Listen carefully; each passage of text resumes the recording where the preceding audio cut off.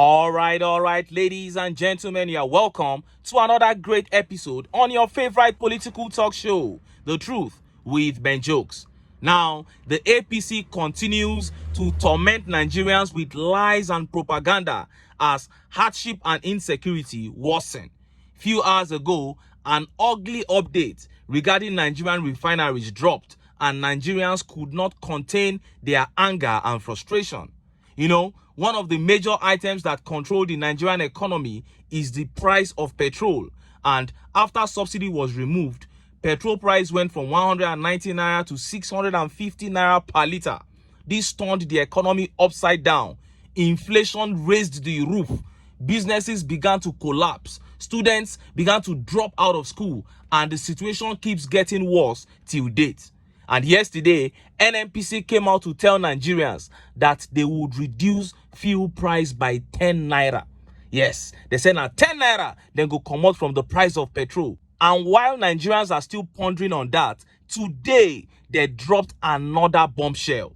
One of the narratives sold to Nigerians was that we needed subsidy gone so that we can use that money to fix our refineries and begin to refine our crude. And the subsidy went.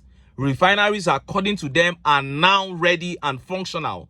But the APC-led federal government shocked Nigerians few hours ago when they came out to say that we do not have enough crude for our local refineries. What do you mean?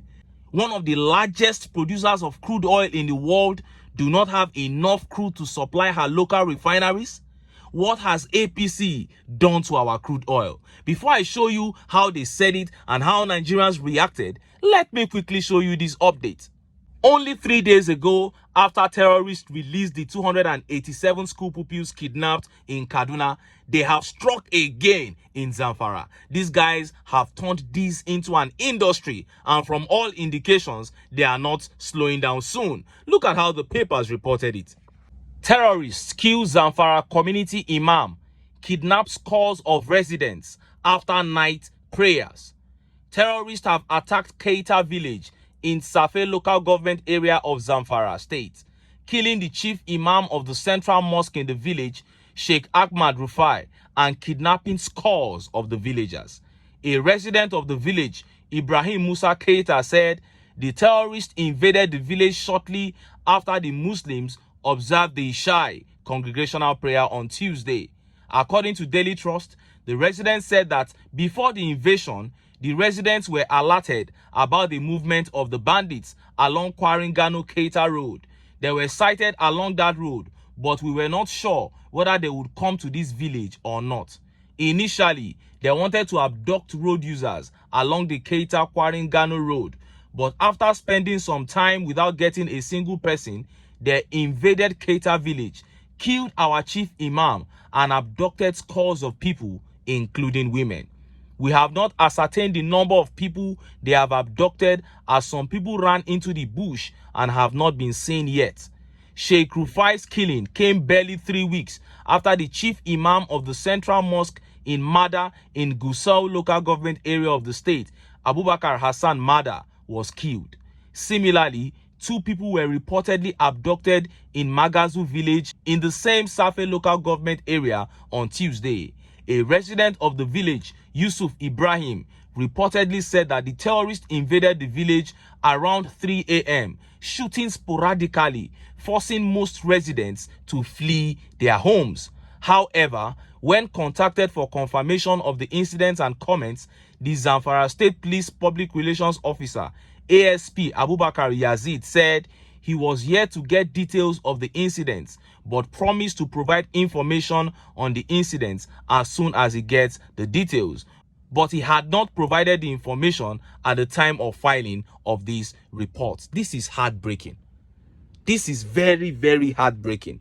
Please, if you are a northerner and you are watching this video, you can't allow this to continue in your region. And as long as APC remains in power, Nigeria will never overcome this thing.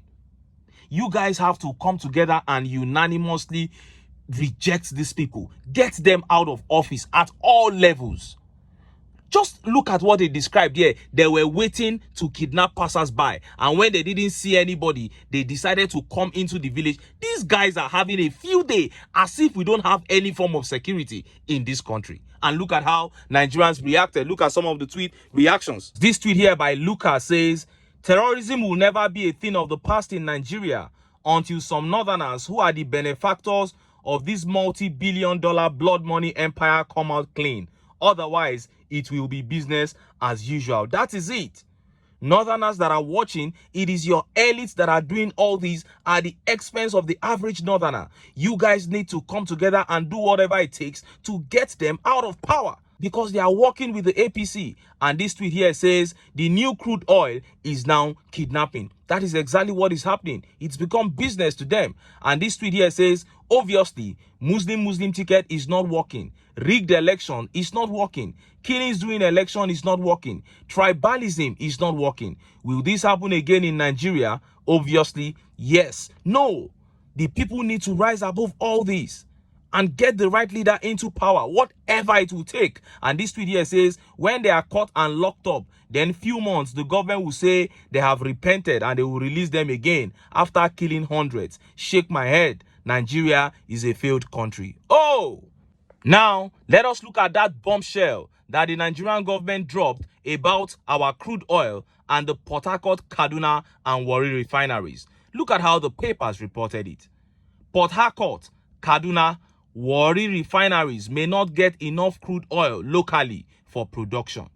The Nigerian government has stated that it will be very embarrassing if Port Harcourt, Kaduna, Warri, Dangote, and BUA refineries don't have enough crude oil locally for the production of petroleum products after it finishes fixing them.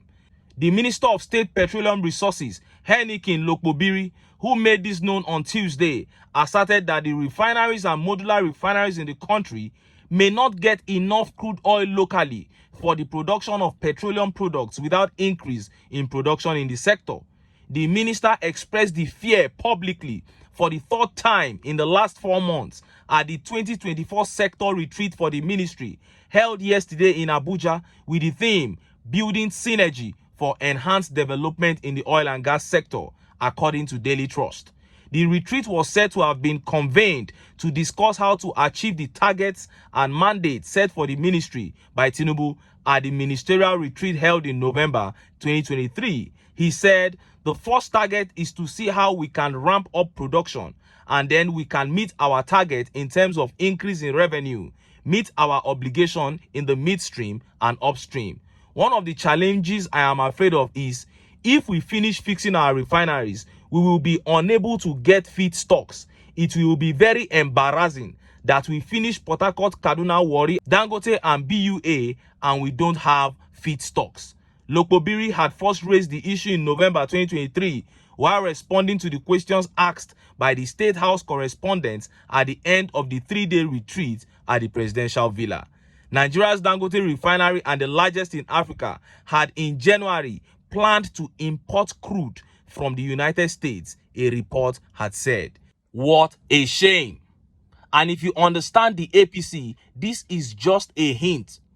They are subtly telling those Nigerians that believe that refineries will be built and they will start buying petrol cheap to shelve those dreams, that it will never happen. And look at how Nigerians reacted. Look at some of the tweet reactions. This tweet here says, one day the refineries will start working. The next day, NPC will say Port Harcourt is refining oil. And the third day, there is no oil to refine. When is APC going to run out of lies and propaganda? I don't know, my sister. That is what they stand for. And this tweet here says, performance is one thing you can't rig. The writing was on the wall from day one. And this tweet here says, our politicians have used our oil as mortgage to collect loan, which they looted. Now we are paying it through crude oil. And it is also true they will be importing oil as a means to make life hard for us because the exchange rate will not allow the price to reduce. That is the truth. A lot of mortgaging of our crude oil was done under the Buhari regime, and Tinubu has not stopped. They are taking loans, paying back with crude oil today, and even the crude oil of months and years to come. And what are they doing with these loans? They are just looting. This is terrible. And this tweet here by Akin Molaolu says, have they sold out our crude oil upfront for loan repayments? Tinubu borrowed $3.3 billion from Afrexim Bank through NMPC to pay back $12.5 billion through crude oil upfront payment terms. Are we not in a scamming situation? Can any growth be achieved? No, it can't. I have always held my ground that with this modus operandi, with this mode of operation, growth cannot come. There is no transparency. It's all about propaganda. Somebody will tell me somebody loves Nigeria, he genuinely cares. No, sir, I don't believe you. If you love the country and you genuinely care, I will see it from your budget. But like I keep telling Nigerians, this is how this situation will continue, including the insecurity in northern Nigeria. I appeal again to viewers of this video who are from northern Nigeria that you cannot allow this to continue in your region. You cannot continue to allow these people to hold your region down as a bedlam of kidnapping and all manner of violence, poverty and all that. You need to come together and do the right thing. The man called Peter Obi really means well for your region and for the entire Nigeria. And we are lucky to have a man like that. We should rally behind him and see how we can get him to power. And on the issue of corruption, this is how it will continue too. Nigerians will never see the freedom and the dividends of democracy that they so desire under the APC. Until Nigerians get themselves together and get these guys out of power, that freedom will never come. But until then, make I still enter town. Make I go get some ogbonge political news we una go like. Why? Because of una. Now I dey here, so don't go away. Don't go away.